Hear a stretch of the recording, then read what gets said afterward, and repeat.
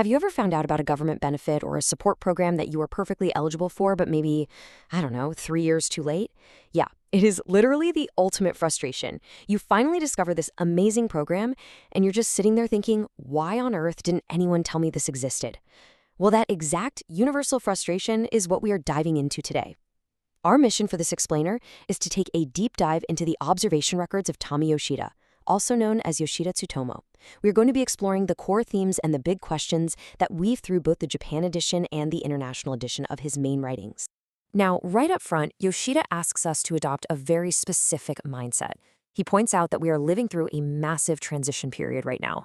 So just a quick disclaimer before we get into the weeds, we are not here to do a tech review of AI, and we absolutely are not trying to force some neat, finalized conclusion on how society should be run. Instead, he intentionally leaves unfinished thoughts and pending questions exactly as they are. It's kind of brilliant, honestly. We're just going to observe this messy, awkward friction between rapidly evolving technology, our daily language, and human judgment. Today is really about deepening our own thinking on what this shift actually means for all of us. All right, let's jump straight into Section 1, the reality check or the public service maze. So, why does this maze even exist in the first place? Well, public systems are inherently built to handle incredibly complex human lives. Think about it. In Japan, and honestly in most places around the world, there are countless safety nets. You've got pensions, healthcare, nursing care, housing subsidies, child support, you name it. But actually getting any of that? It depends on a highly specific combination of variables. It's like trying to crack a giant combination lock. Your age, your family structure, your exact income bracket, the specific city you live in, your current health status. Because everybody's situation is so entirely unique, figuring out which specific system applies to you feels like you literally need a PhD in government bureaucracy. Seriously, it's like you need a corkboard and red string just to figure out if you qualify for a local transit subsidy. We've basically placed this massive heavy burden entirely on everyday citizens to become bureaucratic experts just to get the help they are owed. And this leads to a deeply tragic reality. Just listen to the sentiment Yoshida captured in his records. I didn't know such a system existed. I could have used it if I knew earlier. Man, that really breaks your heart, doesn't it? Because we hear this all the time. Countless people are falling through the cracks, completely missing out on vital, life-changing support programs. And it's not because they don't qualify, it's not because the government ran out of money, it's simply because they never discovered the program existed in the first place. The system is fully operational, it's sitting right there, but the door is completely hidden in the dark. Which brings us to Section 2, a paradigm shift, AI as the new gateway. Here is where Yoshida's core provocation really takes off. The rise of generative AI isn't going to magically change the actual public services themselves. The laws, the budgets, the specific policies, all of that stays firmly in the hands of the government. But what is completely shifting? The entry point. The traditional approach is, quite frankly, exhausting. You know the drill. You are manually clicking through dozens of dense government websites, trying to decode bizarre bureaucratic jargon, and basically just guessing which magic keyword might unlock the help you need. But in the AI era, you don't need to know the official name of the government program. You just need to know your own life. You simply provide your personal context and ask a question.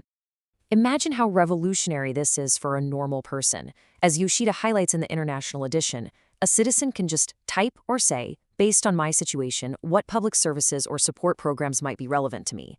It's a completely context-first approach. You could literally just say, hey, I'm a pensioner, I recently had knee surgery, and I live in this specific municipality. What's available?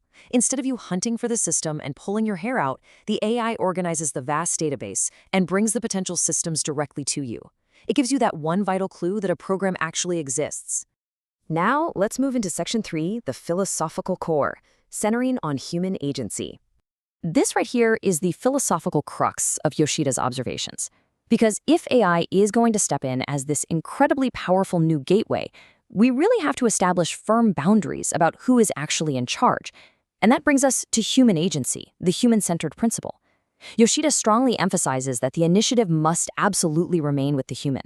AI is a fantastic, super convenient tool for sure, but it is not the authority. It doesn't get to decide your life. Technology is totally transforming how we gather information, but we absolutely cannot surrender our final judgment to an algorithm. The human has to stay right in the center. Let's actually trace how that plays out in reality. Under step 1, AI does the heavy lifting. It identifies potential services, organizes the options, and essentially points you to the door, but that's where its job ends. Which leads us into step 2, verification. The AI cannot determine if you are actually eligible. You still have to take that information and verify it. You got to check the primary, official government sources, or maybe go talk to someone at a consultation counter. Because ultimately, under step 3, the human makes the final decision. AI can illuminate the path, sure, but deciding whether to utilize the system and taking the physical action to apply, that is entirely up to you. You hold the final judgment to walk through that door. And that leads us to our final part, section 4, the unfinished thought, observing the transition. For the longest time, the global conversation around government has been all about digitalization. You know, putting PDF forms online, building web portals, and just calling it a day. But as Yoshida points out, that is no longer the sole challenge, because a digitalized system is completely useless if people still can't discover it. The real challenge of our time is making these services genuinely accessible to every single citizen. AI is not replacing the government system, it is fundamentally changing the discovery mechanism. The very relationship between a state's support and a citizen's awareness is literally being rewritten right before our eyes. Which brings us to the lingering question Yoshida uses to close out his international edition. It is an unfinished thought that we should all be contemplating right now, no matter where we live. How do you see AI changing the way citizens discover and access public services in your country? It's such a brilliant, open-ended thought. We are all navigating this messy transition period together. The tools are changing, the gateways are opening up, but it's on us to keep observing, keep asking questions, and above all, keep human agency right at the center of it all.